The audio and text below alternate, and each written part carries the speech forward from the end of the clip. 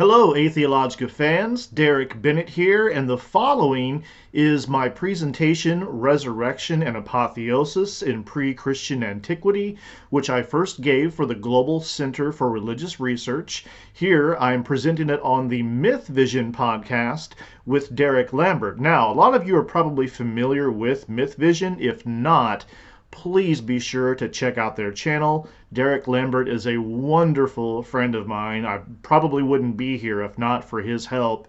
So check out his channel and be sure to subscribe. He interviews top-notch scholars from just about every aspect of these studies and of this field. So give him a subscribe. And without further ado, here's Resurrection and Apotheosis in Pre-Christian Antiquity with myself and Derek Lambert of the Myth Vision podcast.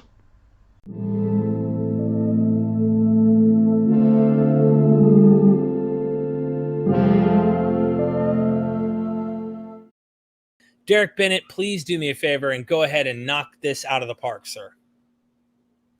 Let's do it. So hello, ladies and gentlemen, boys and girls. Welcome to the show. What I'm going to be going into today is comparative religion as it relates to the resurrection and exaltation of Christ. So that when we look at this stuff, what we see is that the resurrection and exaltation of Christ in the New Testament is pretty much par for the course. It sounds like the kind of stuff that, the kind of ideas that people had in antiquity with regard to various of the gods and goddesses. What I'm going to do is I'm going to kind of give you a little preface by talking about there are two extremes on the spectrum when it comes to looking at this stuff. On the one end, you've got parallelomania, which is you find this in cult conspiracy films like Zeitgeist, Bill Maher's Religulous, The Da Vinci Code, and things like that. Stuff where these are sort of pseudo scholars, if you can even call them that. The content is really not substantiated by the historical record. So you've got parallelomania on the one end with false and unsubstantiated parallels. You've also got on the other end parallelophobia, or apologetics as we call it, where there are those who like to say that none of this stuff is valid, that there are no legitimate parallels to the resurrection and exaltation of Christ, and that just isn't true either. If you've got parallelomania on the one end and you've got parallelophobia on the other, the truth is kind of somewhere in the middle, right? There are legitimate parallels to the Christian mythos in ancient religion, and they are substantiated by the historical record, but you've got to know where to look for them. You've got to use actual relevant, reputable scholarship and primary source texts. So that's what today's presentation is going to be all about. I'll go ahead and share a screen here. It's already we'll sharing. Get this thing just pull going. it up and I'll add it in. Oh, really? Yes. It's already sharing. Very good. Okay. Present then. All right.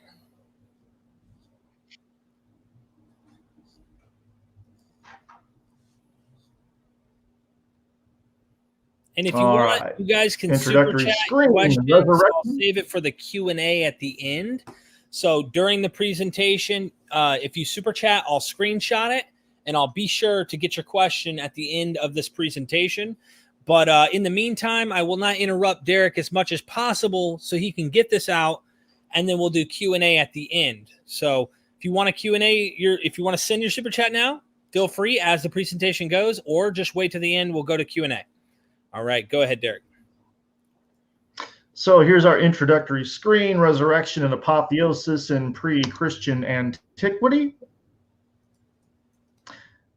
And the title screen, Derek, hopefully this is popping up on your end.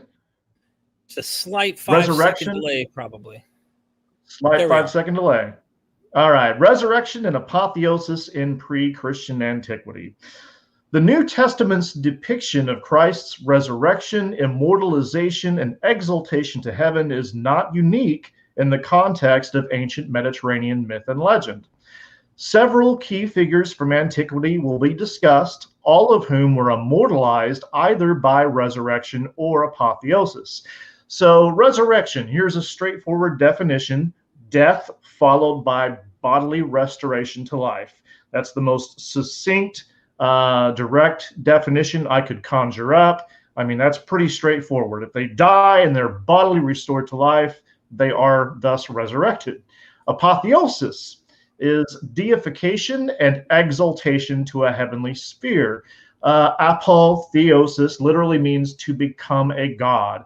So in the process of going from mortal to immortal god, obviously you were raised up to the heavens to live among the gods. That's apotheosis. The figures, narratives, and motifs discussed are not identical to Christ in every detail. They represent conceptual similarities resembling the Christian mythos in striking ways. So this is important because all too often you hear apologists say, but look at the various differences between these stories, the differences, distinctions, things like that. Look, no one is saying that there are no differences between the various stories and how they compare to the New Testament's depiction of Christ's resurrection and whatnot. The point is that there are conceptual similarities. It's about similarity, not identity. Doesn't matter whether it's identical, it doesn't resemble it in important ways. That's what we're talking about. So 5-second delay, but we're moving on to the next screen. Good to go. Got it. So let's talk about the earliest depiction of Christ's resurrection. What is the resurrection of Jesus per the earliest tradition? Christ was raised in a new heavenly body as the first fruits of those to be raised from the dead. This is coming from the Pauline corpus, the earliest documents in the New Testament from around the 50 CE. This spiritual body was not a body of flesh and blood, implying some other divine material. As Paul says, flesh and blood cannot inherit the kingdom of God, nor can the perishable inherit the imperishable. Apologists have tried to spin what this means. It doesn't work. Paul is obviously saying that it's some kind of body, to be sure, but it's not a carnal, corporeal, natural body consisting of flesh and blood like we have. It's something different. His new body was immortal. It could never die again, per Romans 6:9, 1 Corinthians 15. He was highly exalted and appointed the Son of God in power by his resurrection. It says exactly this in Romans 1:4. Philippians 2:8-9 shares the same kind of exaltation theology. And lastly, his resurrection was first conceived as a direct exaltation to heaven with no intervening sojourn on earth. That's important. For instance, Ephesians 1:19-20 it speaks of the mighty strength God exerted when he raised Christ from the dead and seated him at his right hand in the heavenly realms. There's no indication whatsoever that he spent, anywhere from a couple days to 40 days on earth in between the resurrection and the ascension. It was just resurrection and exaltation were synonymous here. I'm going to read more on that. Some of the scholarship on this. Resurrection and exaltation were synonymous. Got it? So this is from A.W. Zweep. The general conviction in the earliest Christian preaching is that as of the day of his resurrection, Jesus was in heaven, seated at the right hand of God. Resurrection and exaltation were regarded as two sides of one coin. Resurrection meant resurrection to heaven, or resurrection from grave to glory. So it's just a simple one-step process in the earliest New Testament depiction where he is bodily raised and ascends to heaven. This view is shared by various scholars, including Bart Ehrman, James Tabor, Bruce Chilton, and M. David Litwa. So this is a mainstream view. This is not some kind of crank or fringe view by any means. Next screen. Resurrection and exaltation. Even the appearances of the risen Christ in 1 Corinthians 15:3-8 entail this view, according to Zweep. They are appearances of the exalted Lord from heaven, just as Paul had claimed for himself in Galatians 1, and by which he defended his apostleship. Am I not an apostle? Have I not seen the Lord? Per 1 Corinthians 9:1. Paul places his vision of the risen Christ on the same footing as Peter, James, and the other apostles, strongly suggesting that they are all of the same nature. This is important because, to my point, apologists will say, yeah, but you've got the earthly appearances in 1 Corinthians 15 of the risen Lord. That's not exactly what we're reading here. Based on the scholarship, taking into account the context, these are epiphanies or Christophanies, if you will, of the exalted Lord from heaven, as Paul had himself experienced. So even in 1 Corinthians 15, this is not an earthly sojourn. This is still the exalted Lord appearing from heaven. Moving on to the next screen. Now, the Gospels bring the resurrection down to earth. Mark ends with the empty tomb and the risen Jesus going ahead of the women into Galilee. Matthew adds earthly appearances to the women and to the disciples in Galilee. Luke has the risen Jesus appear to the disciples, emphasizing his corporeal flesh and bones, followed by his ascension to heaven. So now he's able to eat fish and whatnot. Now, contra the earlier view in Paul, where it's not a fleshly body, here in Luke, the view has changed. It has morphed into where they really are trying to emphasize the corporeal, fleshly nature of the resurrection. And then finally, John adds to all of this the doubting Thomas scene, in which Thomas remains skeptical until he handles Jesus's wounds, further emphasizing the corporeal nature of the resurrection. So it would seem in the face of doubters or, Docetists or Gnostics, they're really changing, they're altering the view of the resurrection and making it more concrete, more corporeal, and having an actual earthly sojourn prior to the ascension into heaven. So it has changed with time, with the storytelling in the later Gospels. So, having discussed the earliest depiction of Christ's resurrection and how that changed over time, getting a frame of reference for how the resurrection was understood, we'll move on to resurrection in pre-Christian antiquity. Again, the definition, death followed by bodily restoration to life. Several of these figures were originally metaphorical representations of the cycles observed in nature, including the death and rebirth of crop life, the descent and ascent of the sun, etc. Over time, some of them came to embody the hope for a transcendent, posthumous existence in the next world. The resurrection of the god secured a similar fate for devotees. So this is important because apologists will often only give you one half of the story. They'll say, oh, but these were just metaphors, representations of the crop cycles. Well, yeah, that's what they were originally, but over time they came to mean a heck of a lot more in terms of the salvation schemes that were involved and how these the ancients really did look to some of these divinities as their hope for a life in the hereafter. If I may, real quick, Derek, on this too, yeah. Harmonic Atheist, my buddy, go subscribe to Harmonic Atheist. Go subscribe to Normalizing Atheism. Both wonderful channels, great people.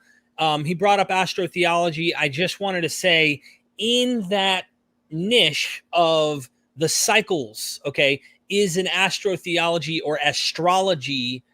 There's huge astrology implications that tie into the cycles, sun, moon, and stars, and winter solstice, and coming like the crops. And I do think it's interesting. I don't know if there's connection here with Jesus bringing up all of these, like the wheat and the tares and the seasons and the, so just throwing it out there, there might still be this post thing like you're talking about.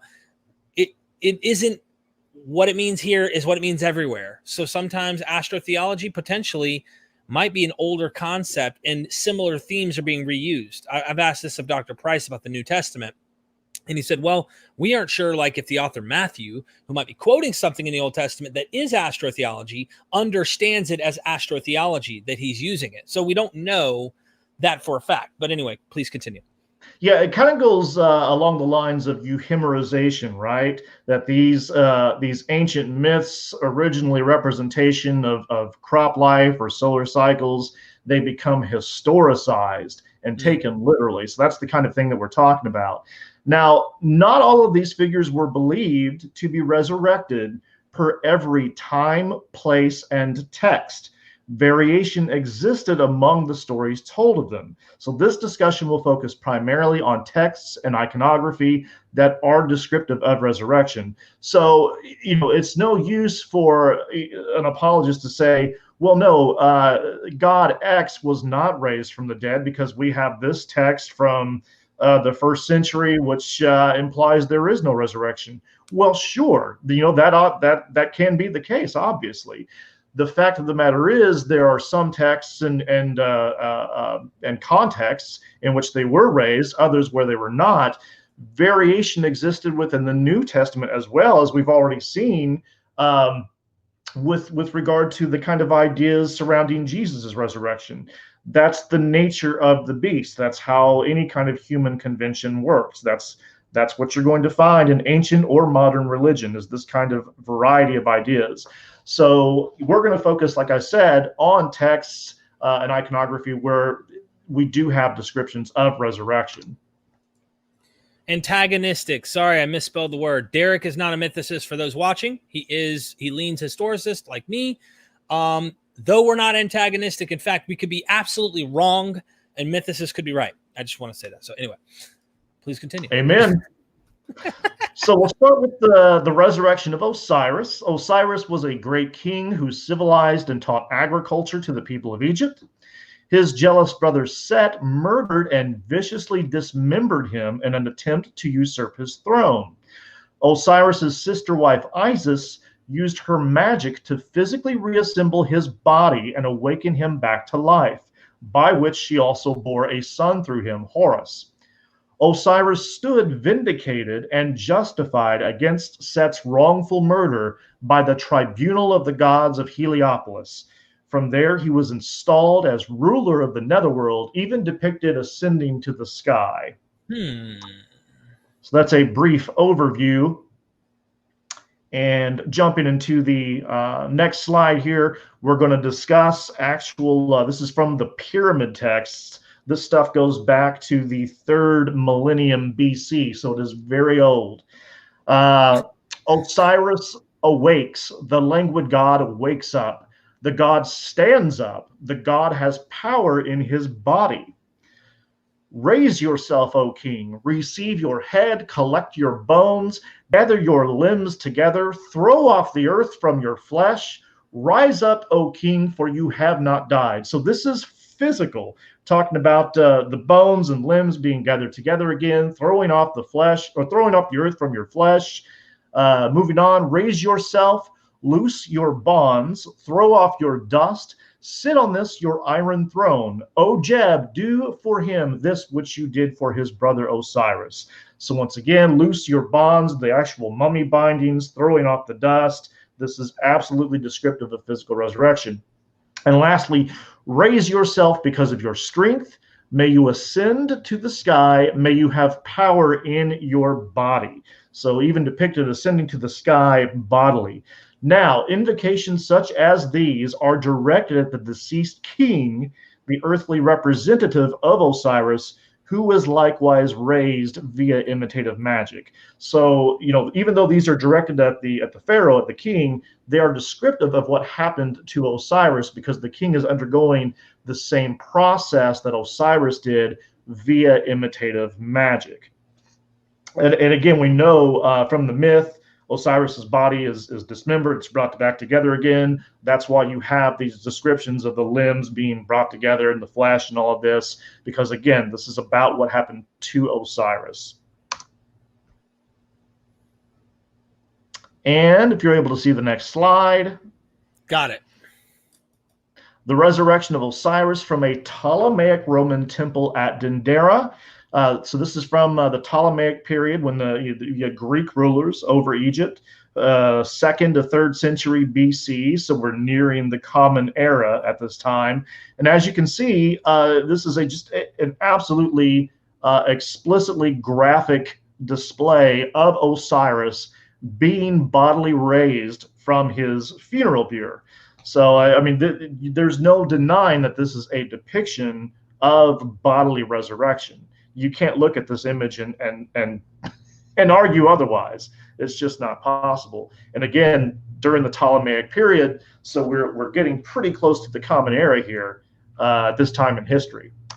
So real quick, I want to say for one of our, I love when a skeptic or a critic comes in and has something to say. Moshe said, nonsense, has nothing to do with the New Testament. Now, he wrote this a while ago talking about Egypt and all that. The point is, pre-Christian resurrection and apotheosis. The point is, this is not an uncommon thing. So Derek is not arguing that looking at this 3rd millennium BC, text is genetically connected to the New Testament. What he's saying is this stuff is common. And this is exactly the argument that our good friend Jonathan M.S. Pierce, who's writing in his book about the resurrection, he does the prior probabilities of the resurrection being low as being, it's common that these myths are in the air. To argue that then Jesus has a higher prior probability, you just got to look around you around this time and you see it. So please, I just figure I'd clarify in case you didn't know what he's trying to say here is he's not trying to say a direct connection. Clarification, please continue. Thank you so much for clarifying that, because I am, of course, as we move along into the presentation, I was going to clarify that point that does come up. We are talking about historical analogies to the resurrection. The claim is not necessarily that this stuff was borrowed or anything like that. I'm not necessarily making the case that there is a genealogical connection or derivation, but these are parallels. They are analogous to the resurrection of Christ, and we will discuss the implications of that. Right now, I'm just making the case that, yes, we do have legitimate parallels and cases of other resurrected and exalted divinities. So absolutely, thank you for clarifying that point, Derek. So I know one apologist once said that when you read these ancient Egyptian texts, they're not meant to be taken literally. So I say let's ask the actual experts. Let's talk to the Egyptologists and see what they have to say. Bodily resurrection in ancient Egypt. The belief that the body lives on after death is one of the most salient features of Egyptian conceptions of the hereafter. That's from Egyptologist Eric Horning. The resurrection in which the Egyptians believed was a bodily resurrection involving a physical entity which had been justified, that is, examined and declared to be free of sin. Sounds awfully familiar. That's from Egyptologist Mark J. Smith. Resurrection is a proper term for this idea because the dead king is constantly summoned to rise. Raise yourself is the typical address to the deceased, and it means not only to get up, but to ascend to heaven. That's from Egyptologist Jan Osman. Now, the ancient Egyptians had various conceptions of the hereafter. We can get into discussions of the Ba and the Ka and the Ak and whatnot, but among these ideas, among the conceptions that they had, was one of bodily resurrection. That's the salient point. So, moving on to the next slide. We are going to discuss the relationship between Osiris and the deceased. Just as Osiris was killed and rose to new life, so the dead king, identified with Osiris through the recitation of the spell, is made alive again. In other words, what we have here is the bodily resurrection of the dead king. That's from Egyptologist Louis Zachbar. Osiris provided a model whereby the effects of the rupture caused by death could be totally reversed. Through the mummification rites, which incorporated an assessment of the deceased's character, the Egyptians hoped to be revived and justified like Osiris. That's from, once again, Egyptologist Mark J. Smith. And lastly, This is from comparative religion scholar S.G.F. Brandon, absolutely brilliant scholar. The image was that of a divine hero who had suffered and died and then rose from the dead. In his image, moreover, the Egyptian devotees saw also the promise of their own resurrection from death and eternal life in the realm of Osiris. Phenomenologically, if not historically, Osiris was thus a prototype of Christ. Now, notice what Brandon's saying there. He's saying, if not historically, he's saying it could be an historical prototype. But even if not that, it is at least phenomenologically, it's the same kind of religious phenomena that we're looking at right here. I mean, I am pretty impressed about the whole mummification process too. That really intrigues me, and the interesting idea that Jewish rites have about preserving the bones and keeping the body and stuff. Like, they're not burning them like Greeks mostly did. They would not have gone to these lengths if it was not about a focus on the preservation of the body and the body's living on in the hereafter. So it's absolutely descriptive of bodily resurrection. But the salient point here is that Osiris served as a model, the prototype of all future resurrectees. Based on his resurrection, the ancient Egyptians hoped and believed that they too could be raised from the dead in a like manner. So there's this soteriological or salvific aspect going on here that you can't help but see a similar thing going on in Christianity. Now, countering objections. Though Billy Craig is popping up on your screen there.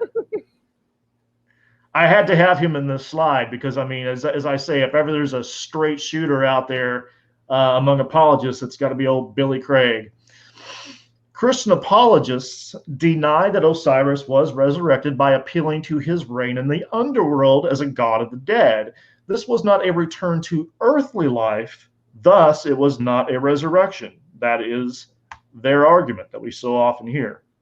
So, countering this objection, if the next screen has popped up here, I think that the most noteworthy response to this apologetic is just what S.G.F. Brandon says here.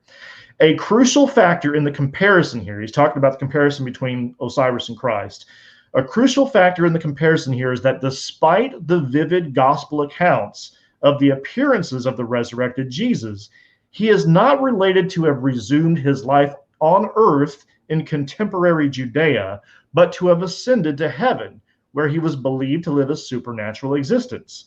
There is therefore justification for a phenomenological comparison between the deaths and resurrections of Osiris and Christ.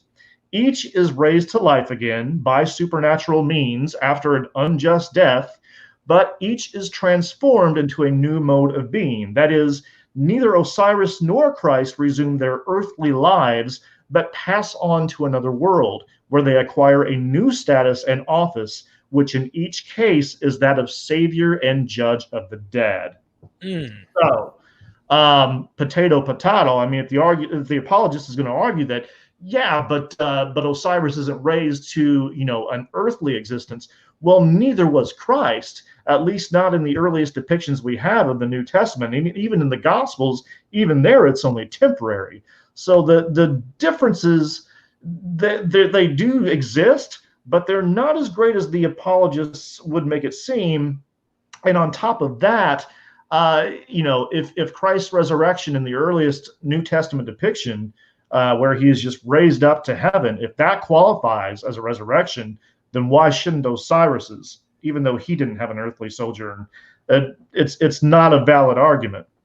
Yeah, and either way, it just, to me, common sense being a critic too would be like, if this is so different, why didn't he just stick around and defeat the enemies and show his power? Right. And then all of us would shut up. There wouldn't be a myth vision. There wouldn't be a channel of us being skeptics. This would all be, we'd know who the King of Kings is, but anyway. But the salient point here is that, per my definition, death followed by bodily restoration to life, that's precisely what we've got going on in either of these myths. They bodily died and they were bodily raised to life again. Kind of irrelevant where they go from there. Yeah. SGF Brandon's point is reinforced by the fact that the earliest tradition of Christ's resurrection has him exalted to heaven with no earthly sojourn, as I just mentioned. As Egyptologist Jan Osman notes, Osiris remained in the netherworld, but he was resurrected and alive. The pyramid texts even place the revivified Osiris on earth, where he is vindicated in the official's enclosure of Heliopolis prior to his destination in the Egyptian afterworld. Read the pyramid texts of Teti and of Pepi. You find this whole scene where Osiris faces down his murderous brother Set in the official's enclosure of Heliopolis, which was located on Earth, that this whole scene takes place even prior to Osiris's destination in the afterworld. So that even here we do have a brief stay or sojourn on Earth, even in the Osiris myth. Jan Osman mentions this also. He says that Osiris is brought to life to such an extent that he's actually able to face down Set in the. So even that argument's not going to cut it from the apologists. So again, we can slice and dice this up any way that you want, but there's just no denying that we do have something descriptive of resurrection in the Osirian myth. Yeah. Final notes, if this is popping up on the screen. Yep. The comparison is even more striking in view of the salvific significance of their resurrections. Both Osiris and Christ become the model by which devotees can rise from death and inherit eternal life. Justification against sin and death is prominent in both salvation schemes, as is ritual identification with the death and resurrection of the god. That's via baptism in Christianity, via embalmment in ancient Egyptian religion. Both Osiris and Christ become the formidable judge of the dead, wherein people are judged according to their deeds. It's an awful lot of similarities. The similarities may only be analogical, that is, coincidental, though they remain classifiable in terms of phenomena. They are both alike religious expressions of the hope for life after death, especially as embodied in a divinity. So I'm closing on that point with Osiris. Just as you mentioned before, Derek, it is about historical analogies to the resurrection, not necessarily claiming that anything was borrowed, although you do have to admit with the Osiris myth, there's so many coincidences that you do have to wonder a little bit. But we've spent the most time on him just because he does present, Osiris, that is, the most striking parallels to Christian myth and theology. We'll move on from here to the resurrection of Baal among the Canaanites. Got it on screen? Oh, yeah. Baal was a Canaanite storm and fertility god. He was the son of mighty El, the father of the gods of Canaan, known also to the Israelites as El Elyon or Elohim. We see this kind of vestiges of this stuff in Psalm 82 with the council of the gods. El is the head among the gods. Deuteronomy 32:8-9 seems to imply that Yahweh was at one point one of the sons of El. I know I've seen you discuss this on Myth Vision before. According to a text excavated from the ancient city of Ugarit, that's modern-day Ras Shamra, Baal confronted Mot, the god of death, and was defeated and killed. Baal's consort, Anath, mourned for him and buried his corpse. Later, El beholds in a dream that his son yet lives. Toward the end of the text, Baal is depicted fully alive and in battle with Mot once again. Mot submits to Baal, whereupon Baal is enthroned as king of gods and men. The myth is representative of seasonal sterility in the hot, dry summers of Canaan, in contrast to the life and vitality restored by the autumn rains. Once Next again, slide. seasonal, potentially astrotheological connections to this deity.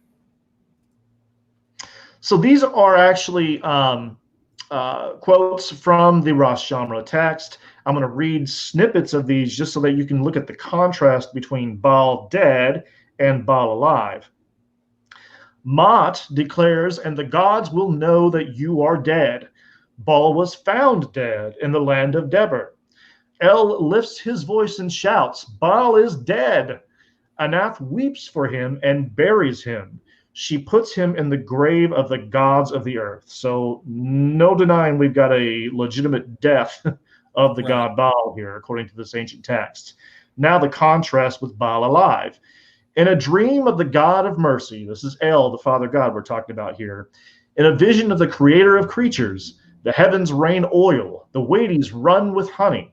The God of mercy rejoices. His feet he sets on the footstool. He cracks his smile and laughs. He lifts his voice and shouts, let me sit and rest, and let my soul repose in my breast.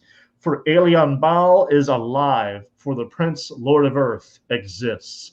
So something descriptive of a sort of celebratory type ritual that Baal is alive again. And by the way, I've shared the link where you can actually read the entire text of the Baal cycle from Phoenicia. On my Facebook? Absolutely. Okay, I'll make sure I put that in the comments.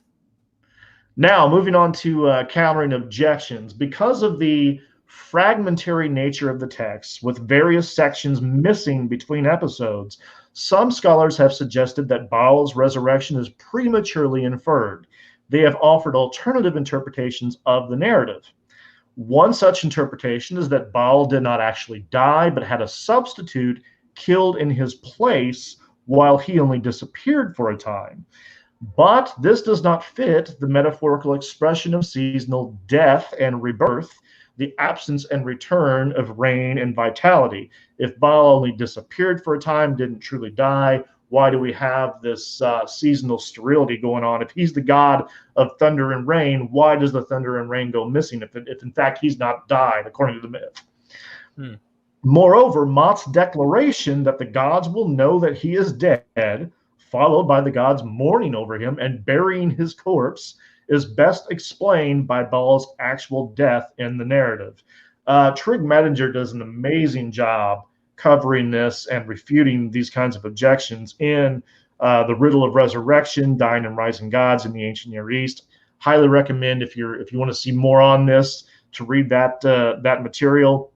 But that Baal actually did undergo a legitimate death is that's the simplest explanation for the what we're reading in the text here. It just doesn't make sense that any of these alternate explanations would suffice.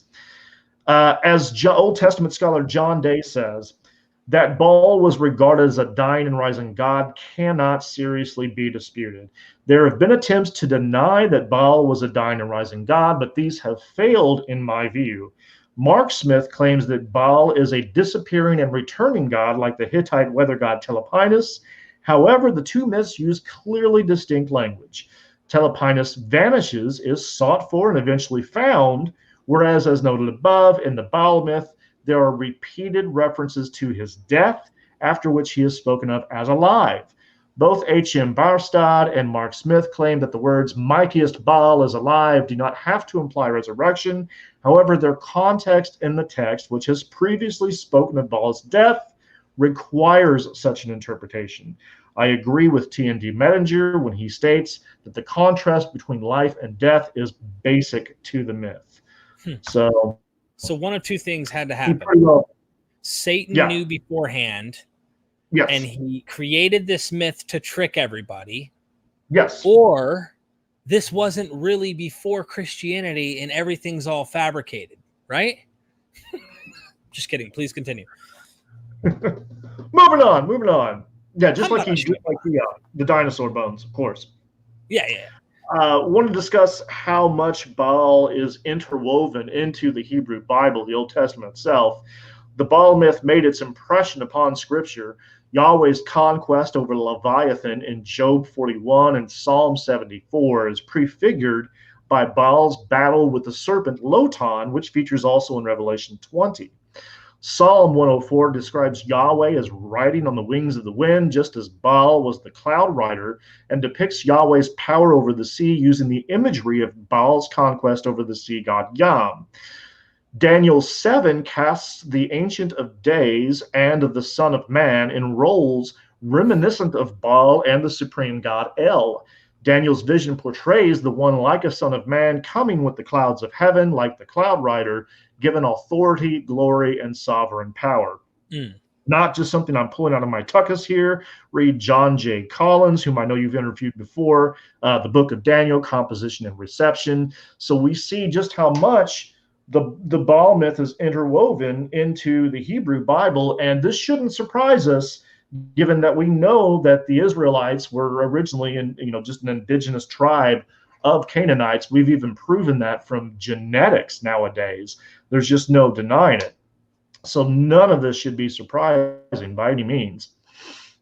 Also, and I was interested, I was going to say, just a note on your Revelation thing that you said about Dr. Collins on Daniel. His wife wrote a commentary on Revelation, and she goes in, this is in Christian literature, that the Baal cycle is being reused. Of course, they're just using the same themes, archetypal, if you will, or phenomena that the Baal cycle is going on, using that in Revelation. So to pretend there's no awareness of dying and rising God potentiality there, you really are, you're stretching credulity just to keep your myth, to call it not a myth. And so please continue. Lastly, Old Testament scholar John Day notes the imagery of death and resurrection in Hosea is directly taken over by the prophet from the imagery of the dying and rising fertility god Baal. In the Canaanite version, Baal dies, a victim of deified death, that's Mot. In the hot, dry summer, nature dies with him, but death is in turn killed. Baal lives anew, and nature flourishes and luxuriates in response. Israelite culture, at least as reflected in the Hebrew Bible, adapts this model to a theology centered on the Lord's relation to the people Israel in history. That's per John Levinson, Resurrection and Restoration of Israel. So what's happened here is the myth of Baal and his death and resurrection has been demythologized, and it's being used early on in the Hebrew Bible as a metaphor for the people Israel, per their relationship with the Lord and how he's going to raise them up as a nation. And you almost have to wonder if in the New Testament, what was once demythologized has been remythologized again. If nothing else, I mean, even if you want to say that the resurrection of Jesus was originally conceived within the matrix of Jewish thought or Second Temple Judaism, one can make an argument that this stuff does, if you trace its historical lineage, goes all the way back to a pagan myth for what these scholars are saying. We have the mythos, its demythologization in the Hebrew Bible, and then once again, a literalist interpretation in the New Testament. At least food for thought. And then we'll move on to the resurrection of Inanna. Inanna was a Sumerian goddess of fertility, known as the Queen of Heaven. In the descent of Inanna, the goddess descends to the underworld to conquer her sister Ereshkigal, the queen of the underworld. After passing through 7 gates, losing 1 garment per each, and ultimately her power, Inanna is struck dead and hung from a hook. 3 days and 3 nights pass until the god Unki finally creates 2 sexless creatures from the dirt, who then descend to the underworld and revive Inanna with the food of life and the water of life. Now, just in case any apologists jump in here, it's not saying that there were approximately 3 days between Inanna's death and her resurrection, but that there still is, there's this motif of a 3-day period regarding the ritual in between that process. So again, it's a distinction, but we still have a 3-day motif involved here. Well, not just 3 days, 3 days and nights. And like three, that three nights. Jonah was in the belly of the well. Right. I wonder where that comes from. Anyway. Now, Inanna will arise These are actual quotes from the text from Inanna, Queen of Heaven. Ereshkigal fastened on Inanna the eye of death. She spoke against her the word of wrath. She uttered against her the cry of guilt. She struck her. Inanna was turned into a corpse, a piece of rotting meat, and was hung from a hook on the wall. Definitely dead. Father Enki later commands, ask Ereshkigal for the corpse that hangs from the hook on the wall. One of you will sprinkle the food of life on it. The other will sprinkle the water of life. Inanna will arise. The corpse was given to them, that is, to these sexless creatures created by Enki. The Krigara sprinkled the food of life on the corpse. The Galater sprinkled the water of life on the corpse. Inanna rose. So explicitly a resurrection following death. And it does go to show you that if you're in dire straits, if you are dying in the process of dying or near death, or you have actually died, it's always just crucial to have a Krigara and a Galater nearby. They will save your ass. So real quick, if I can make a comment, and in the theme of food and water, I'm just going to make it general and just say a general statement. I don't want to act like there's a genetic connection here, but this ritual of eat and drink, okay, being totally generic there is super common. Now, Derek, that's so freaking common. That's ridiculous. You think that's something. But when you have Osiris, I don't know if you're going to get into all that. I don't want to jab into anything you might be getting into the presentation, but beer, cornbread, wine, bread, of course, Jesus. And then, of course, you even see hints of this in Joseph in the Old Testament with the wine bearer, and you have the baker in the dreams happening in the ancient, in the Old Testament story. This is definitely picking up what people are putting down.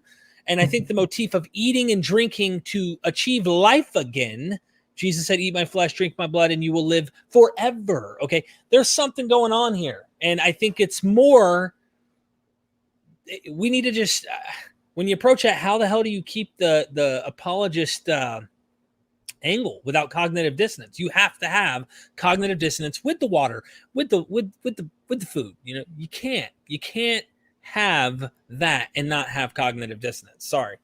Please continue. Yeah, I mean, at the very least, it goes to show that these are common religious archetypes. I don't get into that too much since this is explicitly about resurrection and exaltation and apotheosis. But at some point, I think this calls for a presentation on the mystery religions as well and how that relates to all of this. But moving on here with the relationship between Ishtar and Tammuz, Inanna thereafter ascended to the land of the living, where she found her husband Dumuzi dressed lavishly upon her throne, entertained by slave girls. For this, Inanna decreed that Dumuzi should take her place in the underworld.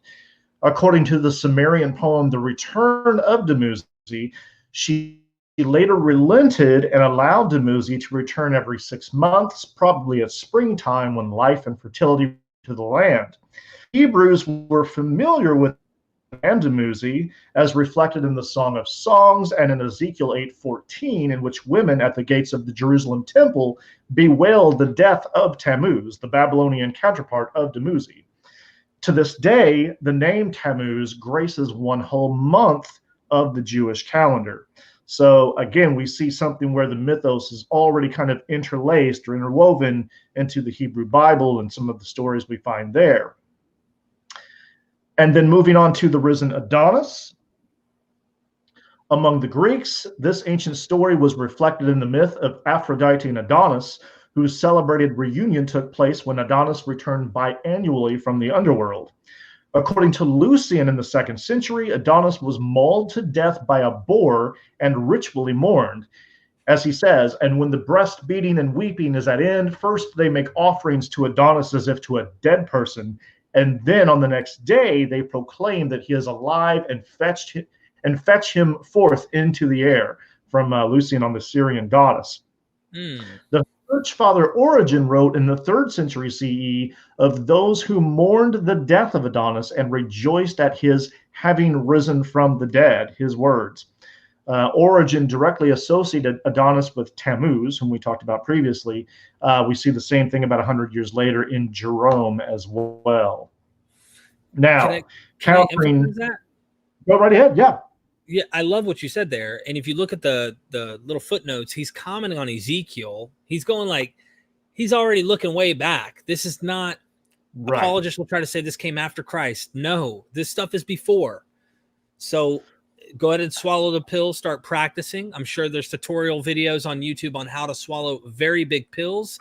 You just got to start figuring it out. Thank you.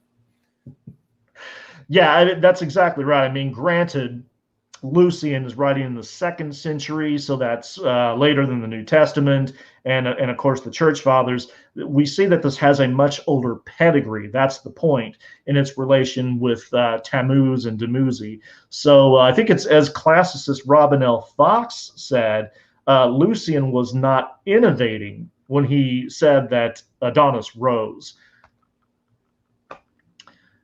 And we'll go into some more countering objections here. Jonathan Z. Smith, he wrote Drudgery Divine. This was toward the late 80s, early 90s. He did try to do away with the whole dying and rising God mytheme. Scholarship since has squarely confronted him on this point. A lot of apologists don't seem to realize this. But Jonathan Z. Smith infers from the fetching forth into the air of Adonis that a statue or replica of the god was in use. Thus, proclamations of being alive are not indicative of resurrection, but are the common presupposition of any cultic activity in the Mediterranean world that uses images. This is a very dubious argument, and I will explain why. The use of statues or idols does not preclude a belief in resurrection for Adonis any more than it did for Osiris, whose resurrection was celebrated in much the same manner. Egyptians carried a statue of the vindicated and resurrected Osiris in the festival procession of Ikernefret, according to a well-known stela from the Middle Kingdom. That's per Jan Osman, Death and Salvation in Ancient Egypt. You see this kind of thing going on with Osiris, by the way, in Firmicus Maternus, the heir of the pagan religions in the 4th century. Again, they're using images or statues because the god's not literally present, right? So that's how they're representing this kind of thing on Earth, something that had happened in the past. Why is Jonathan Z. Smith is making this argument? Who knows? As with Baal, there is a contrast between death and new life. Lucian speaks of the deed that was done to Adon by the boar, the solemn lamentations that followed, and the later proclamation that he is alive. Origen, of course, confirms also that this is resurrection, as does Jerome. So this is, again, a silly objection.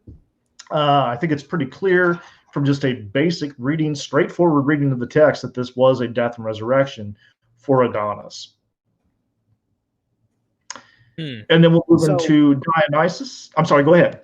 Shout out, Harmonic Atheist. Subscribe to my friend, please. He's growing his channel. Wonderful deconversion stories and content over there. Not just deconversion, all sorts of stuff. Go show him some love.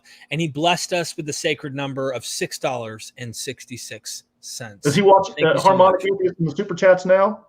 Yes, it literally just popped up. And any questions, by the way, I want to say up front now, as we're going through this, if you have a question, a comment, whatever, I'm going to screenshot your super chats, save them for the end for Q&A, because we're going to go into Q&A. And so thank you so much. Appreciate it. Hello, Tim Mills, Harmonic Atheist. I heart you, buddy. Thanks for being here. Thanks for the support. Absolutely. Moving into Dionysus, restoring Dionysus. Dionysus was the god of theater, fertility, and wine, as you saw I was dressed, and was believed to be the son of Zeus and a mortal woman, Semele. The infant Dionysus was torn apart by the evil Titans, but restored to life variously by Rhea or Demeter. The 1st century BC Epicurean Philodemus records that after his dismemberment by the Titans, Rhea gathered together his limbs and he came to life again. That's from On Piety, again, 1st century BC. That's a pre-Christian text. Similarly, Diodorus of Sicily relates, his members were brought together again by Demeter, and he experienced a new birth as if for the first time. So here it's more compared to a rebirthing process, but still something analogous to death and resurrection. He was at one point dead. Now he's been bodily restored to life. And then this kind of triad I go into, Osiris, Dionysus, Adonis. You can see the links between these figures now, and I'll go on to discuss that. Plutarch explicitly identifies Dionysus with Osiris, stating the tales regarding the Titans and the rites celebrated by night agree with the accounts of the dismemberment of Osiris and his revivification and regenesis. That's from on Isis and Osiris. Diodorus of Siculus says that more or less the same thing in Library of History. So we can see the obvious parallels here, where this is probably Egyptianization or Egyptianizing influence on the Dionysus myth from the Osiris myth. The whole idea of being dismembered, but then brought back together and restored to life. And the Titans were the ones who ate or chewed Dionysus in the myth of Dionysus. So whereas one's cut into 14 pieces and scattered and the pieces being brought back, the Titans ripped the body of Dionysus apart. And of course, there's the reassembly. And of course, you could say there are differences between these myths, yes, but look at the obvious similarities. Same kind of thing. The revived Dionysus, who died and came back to life, was regarded as a divine role model for the Dionysiac initiates and their expectations of a happy afterlife, per classicist Albert Henricks in Tracing Orpheus. So we see the same kind of salvation scheme, the same kind of soteriology here with Dionysus as we had seen with Osiris, where the death and resurrection of the gods spells out salvation for the initiate as well. Scholars, including B. Soyez and John Granger Cook, suggest that the rites surrounding the resurrection of Biblian Adonis are due to influence from the Osiris cult in Byblos, which incidentally was just north of Palestine. See John Granger Cook's Resurrection Apotheosis, Empty Tomb Resurrection Apotheosis, and Soyez Byblos et la Fête des Adonis. I don't speak. I did a little French in high school and college. It's a little rusty. But the point is that you can see the kind of syncretistic relationships between these various divinities, that there is an ideal type here. They are kind of interrelated. Resurrection and syncretism. More to the point here. This photo is from a rock tomb of Roman Alexandria, Egypt. The upper register depicts the resurrected Osiris of Egyptian myth. The lower register depicts the return of Persephone from the realm of the dead, per Greek myth. All of this suggests a high degree of syncretism between various divinities who were thought to have defeated death in some form. Despite apologetical objections to an ideal type, the ancients themselves, including several church fathers, freely made such associations. So there's no use when we talk about an ideal type. Again, that falls in line with saying that these figures are analogous, that these are historical analogies to the death and resurrection of Christ. They're of a certain type, a certain family resemblance. Some people object to the notion of an ideal type. The point here is to show you that the ancients themselves associated these divinities. It's not just a modern phenomenon by any means. Agreed. And lastly, dying and rising gods, final verdict. This is from, again, John Granger Cook, who wrote Empty Tomb Resurrection Apotheosis, 700+ page tome on this whole idea of resurrection and apotheosis in the ancient world from 2018, so pretty recent, just a few years ago he published this. John Granger Cook's comprehensive survey of the deities in question indicates fairly clearly that the category of dying and rising gods is still useful to describe the vicissitudes of a number of ancient divinities, and thus the thesis that the concept is dead cannot be sustained. Just as the Greek of the LXX and New Testament has its place in the matrix of classical Greek, so the resurrection of Christ can be placed in the matrix of the bodily resurrections of cult figures from the Mediterranean world. So, again, this is recent scholarship. You cannot claim, as the apologists so often do, that this stuff just died off in the 19th or 20th century. I've heard it 1,000 times. That's just BS. I'm sorry, what was it you said? I've heard it 1,000 times. I'm sorry, I had to say it. Please, I interrupted you. Not by any means. One could argue that the consensus is still following Jonathan Z. Smith's lead from way back when, but as more and more scholars who actually investigate the topic in depth, such as John Granger Cook has, they are really reviving this kind of thing.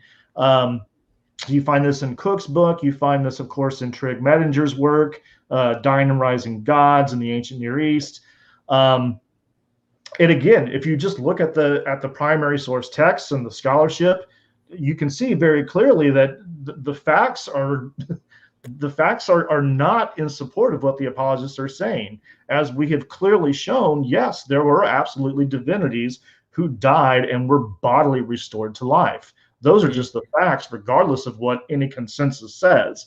But the main point here is that no, this is not a topic that is just dead and gone within the realm of academia. It just isn't. Great. Well put. Well put. So yeah, we will move on into the topic of apotheosis in pre-Christian antiquity. The definition again, deification and exaltation to a heavenly sphere, the process of immortal becoming immortalized, becoming an actual god. Such figures are immortalized either after death, near death, or at a dramatic event toward the end of their mortal lives. Typically, their bodies vanish without a trace, signifying that they have been taken up to heaven to live among the gods. Appearances to witnesses following their death or exaltation are a common theme. Often their exaltation is accompanied with miraculous signs and portents. So we'll see, obviously, many similarities, many parallels with the way that the resurrection and exaltation of Christ is depicted in the New Testament. Beginning with Romulus of Rome. Romulus, first king of Rome, was taking stock of his army when a violent thunderstorm suddenly arose and enveloped him in a cloud, after which he was no longer seen on earth. The prevailing belief was that he had been snatched away to heaven, and he was thereafter hailed the son of a god. Kind of the same thing you see with the exaltation theology in Romans 1:4, Christ being appointed the Son of God by power, in power by his resurrection. It was rumored by some that the senators had torn him limb from limb. The grief caused by Romulus's disappearance was lifted by a report from a most trusted witness, Proculus Julius. So we've got a witness here. At break of dawn today, the father of the city suddenly descended from heaven and appeared to me. Whilst thrilled with awe, I stood rapt before him in deepest reverence, praying that I might be pardoned for gazing upon him. Go, he said, tell the Romans that it is the will of heaven that my Rome should be the head of all the world. You know what's amazing about this? Not only did you point out this is an eyewitness, which you can't deny, ladies and gentlemen, this is evidence that that's the true Messiah. And here's the interesting thing. His words actually rang true historically. Why aren't we recognizing Romulus as deity? I don't know why it makes very little sense, because seems to me that prophecy became true, and therefore we must all bow down. Anyway. And when we see the multiple similarities here, the disappearance in a cloud or behind a cloud, such as Jesus in the book of Acts, as being hailed the son of a god at his apotheosis, the disappearance of the body, a most trusted witness, and of course a great commission, such as in Matthew, go tell the Romans that it is the will of heaven that my Rome should be again, there's this send-off prior to being elevated back into the heavens. multiple lines of similarity here. Much the same story is relayed by Ovid. Again, these are pre-Christian texts. I'm going to bust through this portion real quickly. The sun vanished and rising clouds obscured the sky, and a heavy shower of torrential rain fell. Then it thundered. Then the sky was split by lightning. All fled, and the king rose to the stars behind his father's horses. There was mourning. Senators were falsely charged with murder, and perhaps that belief might have stuck in people's minds. But Julius Proculus was traveling from Alba Longa with the moon shining and having no need of a torch, when suddenly the hedge to his left moved and shook, so that he drew back a step, his hair bristling. It seemed to him that Romulus, handsome, more than human, and finely dressed, stood there in the center of the road, saying, "Prevent the Romans from mourning me and profaning my divinity by their tears. Let the pious crowds bring incense and propitiate the new god Quirinus and cultivate their father's art of war." So he commanded and vanished into the upper world from before Julius's eyes. So again, we've got darkness in the skies. We've got the celestial signs and portents. This witness, Julius Proculus, swears to have seen this. All these kinds of similarities are there. And then, of course, moving on to Heracles on the Pier. Not even the mighty Heracles escaped death, Homer tells us in the Iliad, though Hesiod informs us that after he died and went to Hades, he became a god upon Mount Olympus, immortal and ageless. According to Diodorus of Sicily, Heracles was dying from poison when he mounted a funeral pyre which was set ablaze, as he says, and immediately lightning fell from the heavens and the pyre was wholly consumed. After this, when the companions of Aeolus came to gather up the bones of Heracles and found not a single bone anywhere, they assumed that in accordance with the words of the oracle, he had passed from among men into the company of the gods. So again, we have this lofty exaltation. The missing body motif is here, just as in the empty tomb in Mark's gospel. This is happening in accordance with the prophecy or the oracle, multiple similarities. And then Hercules Otaeus, even more striking is the portrayal of Hercules' death and apotheosis in the first century play, Hercules Otaeus. There he appears to his grieving mother Alcmene and implores her to refrain from mourning, that he has been granted his place in heaven among the gods. Afterwards, he vanishes into the realm above. One is reminded of Jesus' appearance to Mary Magdalene in the Gospel of John, where he is in the process of ascending to the Father. Are there differences between the stories? Yes. Are there clear similarities? Obviously. You've just got to be sticking your head in the historical hands not to see it. And then moving on to Asclepius was raised. The Greek physician Asclepius was struck dead by Zeus after raising too many men from the dead, though Zeus later relented and raised Asclepius to godhood, per Ovid Metamorphoses.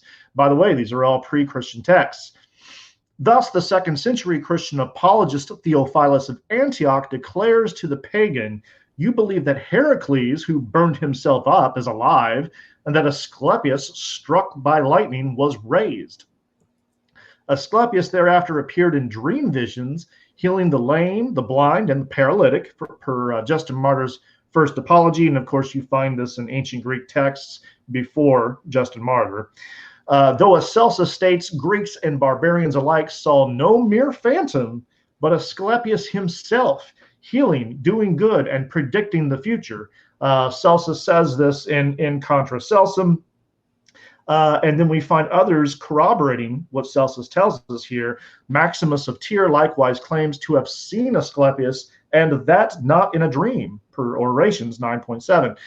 Philostratus reports that Antiochus of Aegae conversed with Asclepius while fully awake, Lives of the Sophists.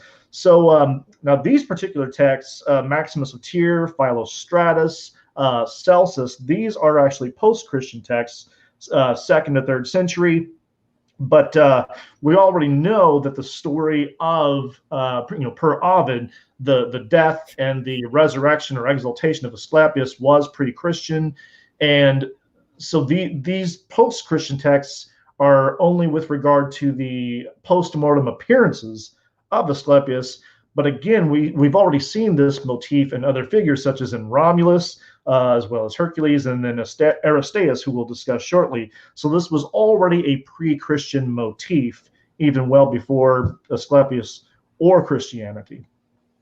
I love this stuff so much. You know, Dr. Price, before you move on, Dr. Price talks about Asclepius, and he said there's a story where they had these, like, you know, you walk into a business and you see this like 99% sanitation score, or like, we have the government said for 3 months in a row we were the best fast food restaurant, whatever. There were these type of like testimonials in the temple of Asclepius, and a story has it that a guy without eyeballs in his sockets, no eyeballs, not that he couldn't see and he had eyeballs, that the guy didn't even have eyeballs. And guess who healed it? The Lord and Savior, Asclepius. Now, why? He was the preeminent healer and savior of the Greco-Roman Hellenistic world.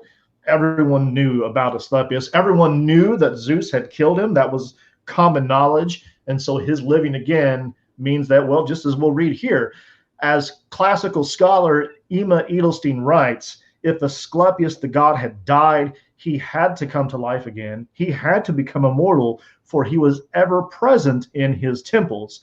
It's per Asclepius' collection and interpretation of the testimonies. That's a classic source on the god Asclepius. Asclepius is one who healed the lame, the blind, and the paralytic, and raised the dead, and was himself raised and exalted by Zeus after death, appearing to men in his post-mortem divine form. As Edelston notes, to the heathens, Christ naturally seemed but another Asclepius. So staggering coincidences, similarities between Asclepius and Christ. It just goes to show you that this stuff was more or less common coin in the ancient world. Ooh, and then lastly, Aristeas. The 7th century BC poet and wonder worker Aristeas was said to have died in a fuller's shop, after which he appeared alive again. Herodotus tells us that following his death, his relatives came to the shop prepared to bury him, but he was no longer there. Meanwhile, a man had reported meeting him on the road to Cyzicus. That's per Herodotus's histories. You find the same kind of story in Plutarch's Life of Romulus. Likewise, Apollonius reports that at the very time of his death in a fuller's shop in Proconnesus, many saw him in Sicily teaching. His continued appearances in Sicily afforded him recognition and honors as an immortal god. So here again, we see the motif of the bodily disappearance. He had most certainly died, but he was obviously raised to life because he appears alive again to others.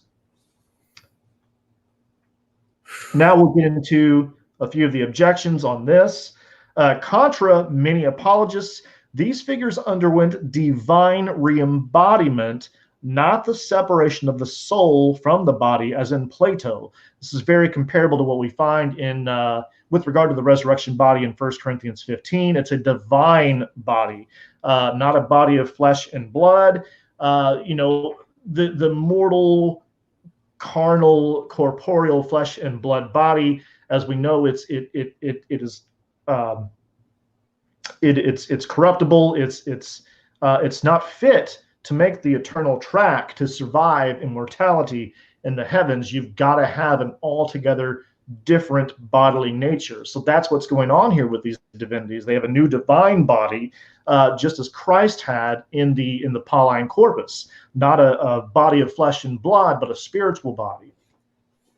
The bodies of Heracles, Romulus, and Aristeas go missing precisely because they have been taken up and transformed for immortal life. And just to give a few examples, the gravitas, the weight of Heracles, is felt when he arrives upon Mount Olympus, where he also procreates. You've got to have some kind of body to do that. Asclepius appears in full bodily presence, not as a mere phantom per Celsus. And we have others mentioning that they see him even while fully conscious in his temples. Romulus appears to Proculus Julius, more than human and finely dressed, per Ovid. He's wearing shining armor. You've got to have a body to actually wear this stuff. And finally, Aristeas composes a poem upon his return to Italy. It's kind of hard to do that if you're a ghost. So again, this is about divine re-embodiment, something very similar that we have with regard to the earliest tradition of Jesus's resurrection.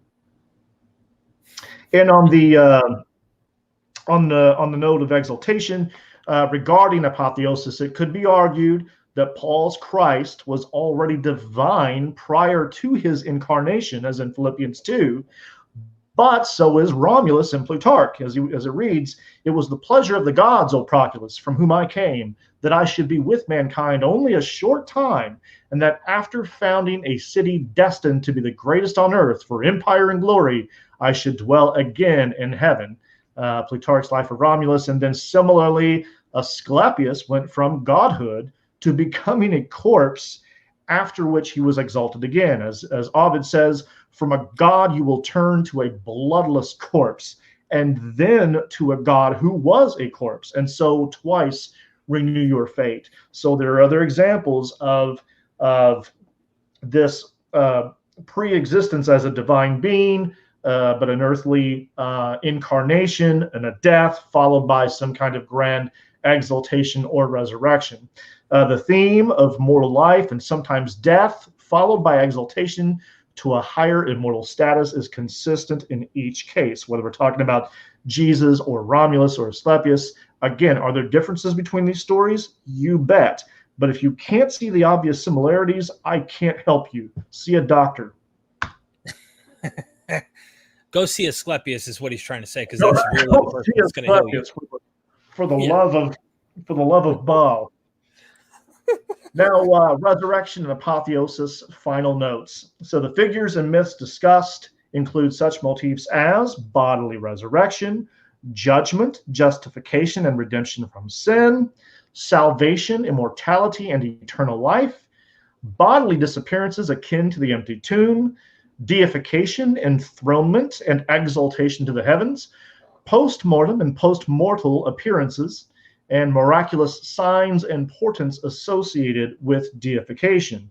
Not to say that you find every single one of these motifs in any one given story, but that you find a whole host of these motifs throughout the ancient Mediterranean world, throughout the ancient Near East, in the very world, the very time and place from which Christianity emerged. And lastly, ideas concerning the resurrection of the dead and exaltation to the right hand of God were present in Judaism, from which Christianity emerged. That must be noted. We've got to be consistent with the fact that, Judaism most certainly contributed to Christianity by and large.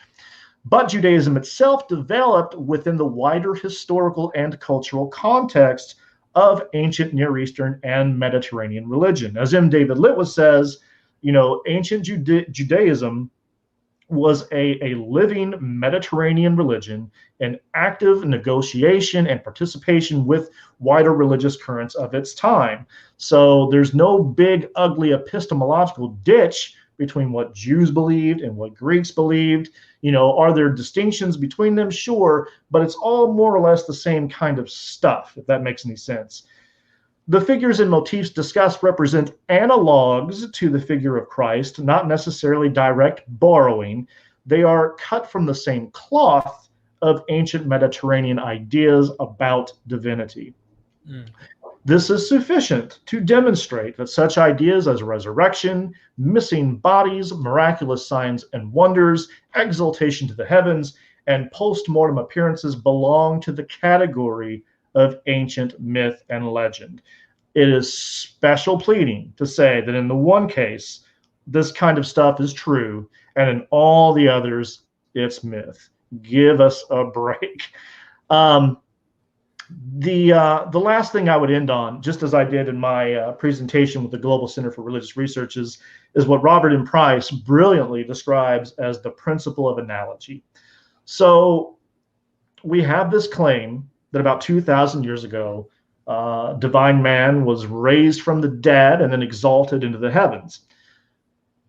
We weren't there. We can't say for certain what did or did not happen. So the only way we can assess this is to try and judge its probability, right? We can't say whether or not it happened 100% for sure, or whether or not it didn't. We weren't there. But we can suggest how likely is this? How probable is something like this? And the only tool we have at our disposal is to look at analogous data. It's essentially it's a fancy way of saying, what does this look like? Does it look like the kind of stuff that happens in our contemporary experience of the world, resurrections from the dead, people floating up to heaven and so forth? No, of course not. There's not, to my knowledge, a single example of this that we can draw from our background knowledge. So it doesn't look anything like reality, to be frank. Are there analogies elsewhere? Is there anything that it does look like? Yes, as we have seen. Ancient myth and legend. That's absolutely the category to which this stuff clearly belongs. That's precisely what it looks like. It's the age-old wisdom that if it acts like a duck and it quacks like a duck, it's probably a duck. That's simple. So that's what we're talking about here. Of course, if you can do as the apologists say, and you can try and make a special case where, well, with the difference here in Christianity is that we've got all this great evidence for this one actually being true. Well, that's probably another presentation for another time, but suffice it to say, the evidence is underwhelming, and it would take a massive amount of very compelling evidence to actually suggest that in this one case, in this one particular religion that you just so happen to be raised in, this stuff is all true, whereas it's all just myth and legend in the other. It's all the same stuff. That's essentially the point. For more information, I do have on screen here, if you just kind of want to get your feet wet in this topic, these are a list of books by tried and true scholars with primary source texts and whatnot that you can check out for yourselves. Again, just a really good jumping off point.